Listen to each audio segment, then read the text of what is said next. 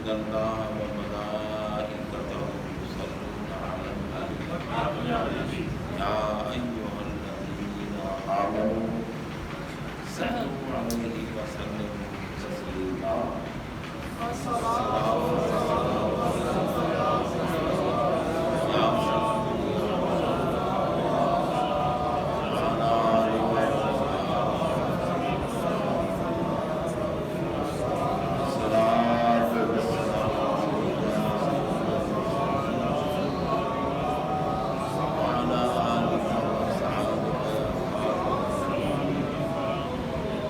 واجب الاحترام معززین سامعین و حاضرین حضرات،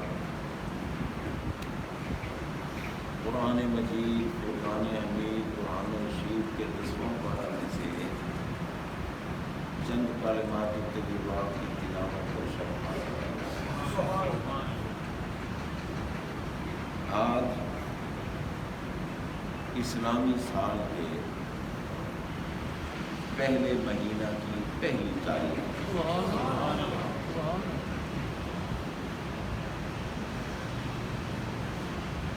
لیکن افسوس یہ ہے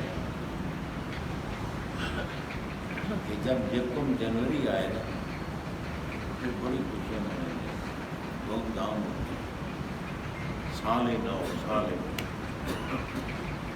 مسلمانوں کے لیے سال نو، کیونکہ اسلام میں کوئی ایسا تہوار ہے جو جنوری، فروری، اپریل، مئی ان کی تاریخوں میں ہوتا ہے۔ اسلام میں جتنے بھی تہوار ہیں اسلامی مہینوں کے اعتبار سے، عید الفطر ہے، یہ نہیں ہے کہ بھئی عید الفطر 25 یا 28 جنوری کو ہوتی ہے یا بھی 17 اگست کو ہوتی ہے، 1 شوال، عید الفطر 1 شوال، عید الاضحیٰ 10 ذوالحجہ، عشرہ محرم 10 محرم، ٹھیک ہے نا جی، اور عید میلاد 12 ربیع الاول، شب معراج 27 رجب، شب برات 14 شعبان، یعنی ہمارے جتنے بھی تہوار ہیں اسلامی سال کے لیے، لیکن ہم اسلامی سال کا جب پہلا دن آئے کسی کو خوشی کرتے ہوئے نہیں دیکھتے۔ کیا ہیں ہم مسلمان؟ ہم اپنے اسلام کو بھول چکے ہیں۔ عیسائیوں کے سال کا پہلا دن بڑی خوشی مناتے ہیں، لیکن اسلامی سال کا پہلا دن سال نو، آج نیا سال شروع ہوا، اور 1 محرم الحرام کو حضرت سیدنا امیر المومنین مطلوب اسلام عمر بن خطاب فاروق اعظم رضی اللہ تعالیٰ عنہ کی شہادت کریں، 26 ذی الحجہ کو آپ زخمی ہوئے، نماز فجر پڑھا رہے تھے، اور ایک مجوسی وہ ہیں جو آگ کی پوجا کرتے ہیں، جو آگ کو اپنا معبود سمجھتے ہیں، ایک مجوسی ابو لولو، اس نے زہر سے بجھی ہوئی تلوار کے ساتھ آپ کو مار کے نماز کے دوران 26 کو زخمی ہوئے، جب کو محرم الحرام کو آپ کو شہادت۔ حضرت عمر رضی اللہ تعالیٰ عنہ وہ ہستی ہیں کہ ہمارے آقا علیہ الصلوۃ والسلام نے اللہ تعالیٰ کی ذات پاک سے اسلام کی عزت کے لیے حضرت عمر کو مانگا، اللہم اعز الاسلام بعمر بن الخطاب، یا اللہ عمر کو اسلام کی طاقت عطا، اسلام نصیب فرما، عمر کو مسلمان بنا تاکہ اسلام کو عزت ملے، اسلام کو عزت ملے۔ عزت کے لیے ہمارے آقا نے بدھ کے دن رب سے مانگا جمعرات کو عمر آتا، سبحان اللہ۔ اور جب حضرت عمر رضی اللہ تعالیٰ عنہ نے اسلام قبول کیا، آقا علیہ السلام کی بارگاہ میں حضرت جبریل امین علیہ السلام آئے، انہوں نے عرض کی کہ آقا آج آسمان کے فرشتے بھی خوشیاں منا رہے ہیں، سبحان اللہ۔ عمر نے اسلام قبول کیا۔ خدا نہ خواستہ اگر حضرت عمر آل بیت کے دشمن ہوتے تو پھر خوشیاں منائی جاتی، یہ اسلام کی عزت ہے۔ آل بیت کا گستاخ تو لعنتی ہوتا ہے، بے شک۔ آل بیت کا دشمن لعنتی ہے، یزید لعنتی ہے یا ہمارا سردار بنداغن ہے کہ اس دور میں ایسے خبیث بھی پیدا ہو گئے جو یزید کا تحفظ کرے، جو کہتے ہیں کہ یہ جو کہا جاتا ہے کہ یزید شراب پیتا تھا، یزید زانی تھا، یزید ہر قسم کی خرافات کا ارتکاب کرنے والا تھا، یہ جھوٹ ہے، اندازہ رکھیں۔ ہمارا نظرات محترم، اگر یزید ایسا نہ ہوتا، نیک اور صحیح ہوتا، تو امام حسین علیہ مقام کو کیا ضرورت تھی اس سے جہاد؟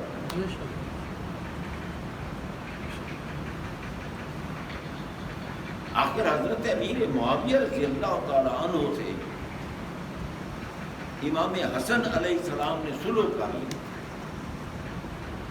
وہ تو شہید ہو گئے لیکن امام حسین علیہ مقام تو زندہ تھے۔ جناب بندہ، ان کے دور میں حضرت امام حسین علیہ السلام کا خاموش رہنا حضرت امیر معاویہ رضی اللہ تعالیٰ عنہ کے ایمان اور اسلام کی گواہی۔ ان کے دور میں امام حسین علیہ السلام خاموش رہے، یزید کی حکومت آئی، حسین پاک نے اس کے ساتھ جہاد کیا۔ کوئی تاریخ کچھ کہتی رہے،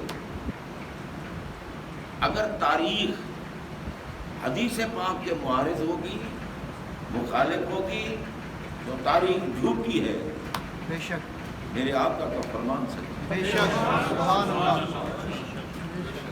اب جب آقا نے فرما دیا کہ الحسن والحسین سیدہ شباب اہل الجنہ، کہ حسن و حسین علیہ السلام جنتی جوانوں کے سردار ہیں، جب آقا نے جنتی جوانوں کے سردار فرما دیا تو جنتیوں کا سردار باطل کا ساتھ تو نہیں دیتا۔ بے شک، ہمارے آقا نے اپنی زبان سے فرمایا نا، جس زبان سے ہمیں بتایا کہ اللہ ایک ہے، لا الہ الا اللہ، اس اللہ کے سوا کوئی عبادت کے لائق نہیں، اسی زبان نے فرمایا کہ حسن بھی جنتی جوانوں کا سردار ہے، حسین بھی جنتی۔ سبحان اللہ۔ تو یہ جنتی جوانوں کے سردار جو ہیں، معاذ اللہ وہ غلط قدم تو نہیں اٹھاتے، ان کا یزید کے خلاف میدان جہاد میں آنا اس بات کی دلیل ہے کہ یزید باطل تھا، یزید غلط تھا، یزید شرابی تھا، یزید زانی تھا، اور یزید نے معاذ اللہ ثم معاذ اللہ محارم سے نکاح کیا، سوتیلی ماؤں سے نکاح کر لیتا، سوتیلی بہنوں سے نکاح کر لیتا، اس قدر خبیث اور گندا ہے۔ اب پھر کہتے ہیں کہ یزید کا کوئی قصور نہیں ہے، یزید بے قصور تھا۔ تو جب آل بیت اطہار کا قافلہ، لٹا ہوا قافلہ، جب وہاں دمشق میں یزید کے پاس پہنچا تو اس وقت میں لڑائی کرنے والوں کو یزید اسی وقت قتل کر دیتا، سزا دیتا کہ تم نے کیوں یہ کیا، میں نے تمہیں نہیں کہا، مگر اس نے تو حضرت امام زین العابدین کو ممبر پہ نہیں کھڑا ہونا، اس کو پتہ تھا کہ یہ نبی پاک کا بیٹا ہے، یہ علی پاک کا بیٹا ہے. یہ ممبر پہ کھڑا ہو گیا اور اس نے گفتگو شروع کر دی تو دنیا ایسا نہ ہو کہ پتھر اٹھا کے مجھے مار دے. تو حضرات محترم، حضرت فاروق اعظم رضی اللہ تعالیٰ عنہ پہ الزام لگانا کہ وہ اہل بیت کے دشمن تھے. اور پاگلوں، پھر نبی پاک کی دعا اللہ نے قبول نہیں کی. سرکار نے تو دعا کی اسلام کی عزت کے لیے، اور عمر آئے تو انہوں نے اسلام کو عزت دی. سبحان اللہ. جن کے لیے میرے آقا فرماتے ہیں کہ ان شیطان یفر من ذل عمر، میں عمر کا سایہ بھی شیطان برداشت نہیں کرتا. عمر کی ذات تو درکنار، سایہ بھی شیطان نہیں برداشت کر سکتا. جب عمر کے سائے کو دیکھو شیطان دوڑ جاتا ہے. پتہ چلا کہ جو امام حضرت عمر فاروق اعظم رضی اللہ تعالیٰ عنہ کی مخالفت کرتے ہیں وہ شیطان کے چیلے ہیں، اور جو ان کو مانتے ہیں وہ رحمان کے بندے ہیں. سبحان اللہ. تکبیر، اللہ اکبر. یا رسول اللہ. جناب بندہ، حضرت عمر رضی اللہ تعالیٰ عنہ تو میاں اہل بیت کے محب تھے، بے شک. کیونکہ ان کے دور میں جب مدائن فتح ہوا انہوں نے دور دراز تک اسلام پھیلا دیا تھا. مدائن فتح ہوا، مدائن کا مال غنیمت آیا. آپ نے مال غنیمت میں سے حضرت امام حسن علیہ السلام کو 1000 درہم پیش کیا. حضرت امام حسین عالی مقام علیہ السلام کو 1000 درہم پیش کیا، اور اپنے بیٹے اپنے صاحبزادے حضرت عبداللہ ابن عمر کو 500 درہم. تو حضرت عبداللہ کہنے لگے کہ عمر میں بڑا ہوں، جہادوں میں میں نے شرکت کی، آپ نے حسن کو بھی 1000 دیا، حسین کو بھی 1000 دیا، مجھے 500. حضرت عمر جلال میں آ گئے. فرمایا تو حسنین کریمین طیبین طاہرین کا مقابلہ کرتا ہے؟ جا ان کے نانے جیسا نانا لے کے آ، ان کی نانی جیسی نانی لے کے آ، ان کے بابا جیسا بابا لے کے آ، ان کی اماں جیسی اماں لے کے آ. اور وہ تو بے مثل و بے مثال ہیں. یہ حضرت عمر. اور دیکھو نا اللہ تعالیٰ کی حکمت یہ ہے کہ میدان کرب و بلا میں حضرت امام زین العابدین رضی اللہ تعالیٰ عنہ کو اللہ نے زندہ رکھا. کیوں زندہ رکھا؟ کہ حضرت امام زین العابدین علی اوسط علیہ السلام حضرت سیدہ شاہر بانو رضی اللہ عنہا کے لخت جگر تھے. امام حسین علی مقام کے شہزادے ہیں اور وطن سیدہ شاہر بانو سے آئے ہیں، اور شاہر بانو کا نکاح حضرت امام حسین علی مقام سے حضرت عمر بن خطاب نے پڑھایا تھا. سبحان اللہ. سبحان اللہ. کیونکہ جب فارس فتح ہوا نا، فارس مال غنیمت آیا، اس میں حضرت سیدہ شاہر بانو سلام اللہ علیہ تھی. حضرت عمر نے کہا کہ شاہر بانو شہزادی ہے، شاہی محل میں پلی ہے، نوشیروہ کی پوتی ہے، یزدجد کی بیٹی ہے. اگر میں عام سپاہی کے نکاح میں دے دوں تو ان کی نگاہوں میں اسلام کی بکت نہیں ہو، اس لیے کوئی شہزادہ بتاؤ جس کے نکاح میں شاہر بانو دوں. آخر اقتدار والوں کی خوشامد کرنے والے لوگ بھی ہر دور میں ہوتے ہیں. ایک بندے نے کہا جناب اس وقت امیر المومنین آپ ہیں، خلافت راشدہ کے منصب پہ آپ متمکن ہیں، آپ کا بیٹا ہی شہزادہ ہے. حضرت عمر جلال میں آئے، کیونکہ جلال بھی تو آپ کا مشہور ہے. آپ نے تو دریائے نیل کی طرف رخ لکھ دیا تھا. میں اگر اللہ کے حکم سے چلتا ہے تو چل، اگر کسی بھیڑ کے اعتبار سے چلتا ہے تو نہ چل، ہمیں تیری ضرورت ہی نہیں۔ دریا خشک ہو چکا تھا کئی سال سے، جب رکا اس دریا کے درمیان گیا اسی وقت دریا میں پانی۔ حضرت عمر رضی اللہ تعالیٰ عنہ، جمعہ کا دن ہے، منبر پہ بیٹھے ہیں، سامنے صحابہ کرام کی جماعت ہے۔ آخر اس جماعت میں حضرت ذوالنورین بھی ہوں گے، حضرت حیدر کرار بھی ہوں گے، صحابہ بیٹھے ہیں۔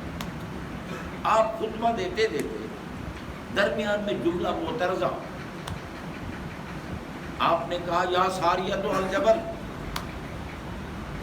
اب حضرت ساریہ رضی اللہ عنہ سپہ سالار تھے فوج کے، اور آپ نے فارس کی طرف نہاوند کے مقام پہ جہاد کرنے کے لیے بھیجا ہوا تھا، اور وہاں کا جو لشکر تھا انہوں نے یہ تجویز بنائی کہ پہاڑ کی پچھلی جانب سے ان پر حملہ کرو، جب پیچھے سے حملہ ہوگا تو ہم غالب ہو جائیں گے، مسلمان مغلوب ہو جائیں گے۔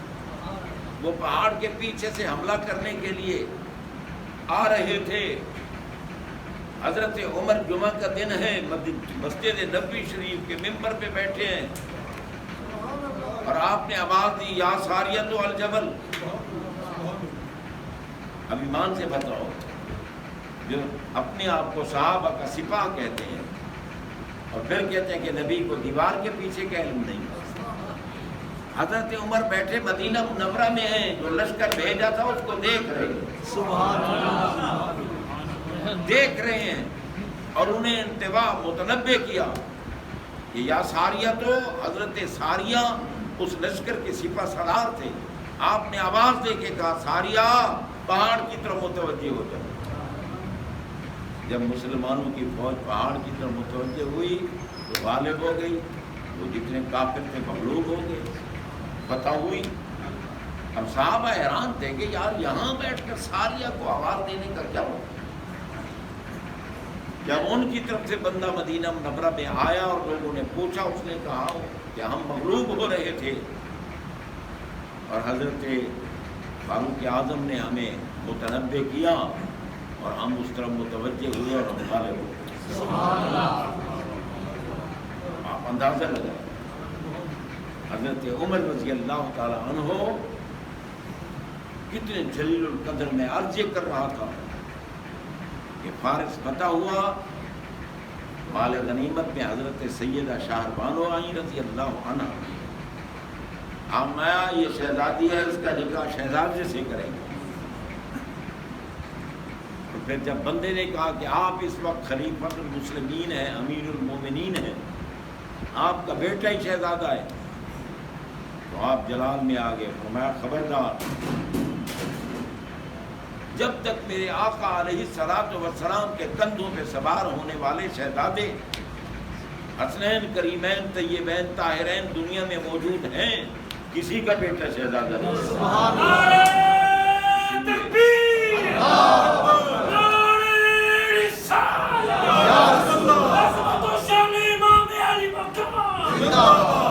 اسی لیے حضرت امام حسین علی مقام کے ساتھ انہوں نے سیدہ شہربانو کا نکاح کیا، اور پھر یہ اللہ کی حکمت ہے کہ شہربانو رضی اللہ عنہا کے بطن عطا سے جو شہزادہ پیدا ہوا وہ حضرت سیدنا علی اوسط امام زین العابدین رضی اللہ تعالیٰ، اور اللہ نے اس کی حکمت ہے کہ کربلا میں امام حسین علی مقام کے سارے شہزادے شہید ہو گئے، امام زین العابدین بچ گئے، جی ان کو کوئی ہاتھ نہ لگا سکا، کیونکہ انہوں نے اس جنگ کے بعد جب ان کو قید کر لیا گیا، بیمار ہونے کے باوجود ان کے ہاتھوں میں ہتھکڑیاں تھیں، پاؤں میں بیڑیاں، اور آپ نے مدینہ طیبہ کی طرف رخ کر کے کہا یا رحمت للعالمین ادرک لزین العابدین محبوس و ایدی الظالمین فی الموقبی والمزدحم۔ کہ آقا پاک جب تک امتحان کی گھڑی تھی ہم چپ رہے، صبر میں رہے، آخر آپ کے شہزادے ہیں نا، دنیا کو دکھانا تھا کہ ہمیں نہ بھوک مٹا سکتی ہے نہ پیاس، وہ اور ہیں جو بھوک پیاس سے نڈھال ہو جاتے ہیں، ہمیں تو جتنی بھوک اور پیاس مل جائے ہم اتنے طاقتور ہیں۔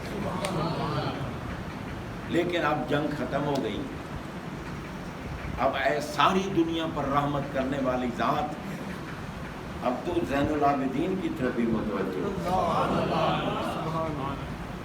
اور جب سرکار کی بارگاہ میں عرض کی اور آپ متوجہ ہوئے، کسی کو طاقت نہیں تھی کہ امام زین العابدین کو شہید کی، اور اللہ کی حکمت تھی کہ اس کو باقی رکھنا ہے، کیونکہ ان کی اماں کا نکاح حضرت عمر نے کیا ہے، ان سے جو اولاد چلے گی قیامت تک وہ حضرت عمر کی عزت کا پہرا دیتی رہے گی، حفاظت کرتی رہے گی۔ اس لیے حضرات محترم، حضرت سیدنا فاروق اعظم رضی اللہ تعالیٰ عنہ اہل بیت اطہار کے محب تھے، اور کیوں نہ ہوتے، جو نبی پاک کا محب ہے ان کی اولاد کا محب کیوں نہ ہو۔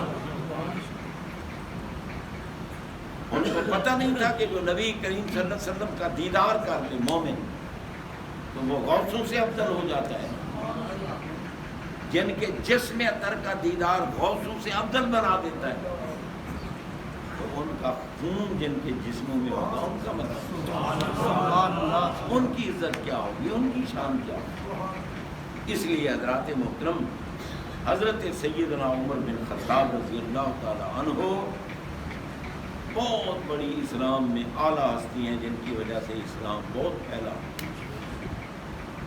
اور جنہوں نے اسلام کو عزت دی۔ میرے آقا نے اللہ سے دیا دی اس لیے کہ تاکہ اسلام کو عزت مل جائے۔